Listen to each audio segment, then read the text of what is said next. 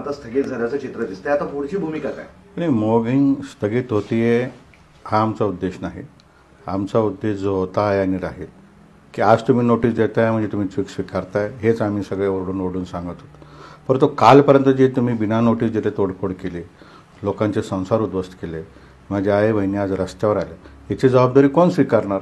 राज्य सरकार स्वीकारणार? मी तर म्हणतो याच्या पुढच्या काळामध्ये हे आंदोलन अतिशय अधिक तीव्र होईल. ज्यांचं तुम्ही पाडलं त्यांच्याबद्दल तुम्ही भूमिका स्पष्ट करा. त्यांचा मुआवजा कधी देणार, याची नुकसान भरपाई कधी देणार हे तुम्ही स्पष्ट करा. तोपर्यंत हे आंदोलन थांबू शकतं. कोर्टामध्ये आमची स्ट्रॅटेजी ठरलेली आहे. कालपासून एक मॅटर्स आम्ही त्या ठिकाणी दाखल करतोय. हा सिलसिला सुरू राहील जोपर्यंत न्याय मिळणार नाही. कारण ही मोहीम अतिक्रमणाची मोहीम नव्हती, ही दडपशाहीची मोहीम होती. अतिक्रमणाचा अर्थ असा असतो की सरकारी जागेवर केलेलं बांधकाम, हे माझ्या घराच्या समोरचा रस्ता 3 वेळा सरकारने बदलला, ही माझी चूक नाही. त्यामुळे याला अतिक्रमण मोहीम म्हणता येणार नाही. मोजक्या लोकांना श्रीमंत करण्यासाठी ही मोहीम होती. त्यामुळे या दडपशाहीला आम्ही बळी पडणार नाही. आमचं आंदोलन अधिक तीव्र राहील.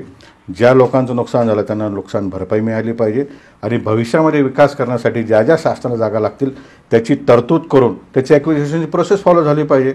आणि ह्या सर्वांना एकत्रित करून बाय नेम महानगरपालिका प्रशासकाच्या विरोधात सरकारकडेही मी तक्रार करणार आहे, न्यायालयामध्येही मी तक्रार करणार आहे आणि स्पष्ट चित्र मी न्यायालयात मांडून मला विश्वास आहे छत्रपती संभाजीनगरच्या जनतेला मी न्याय मिळवून देईल.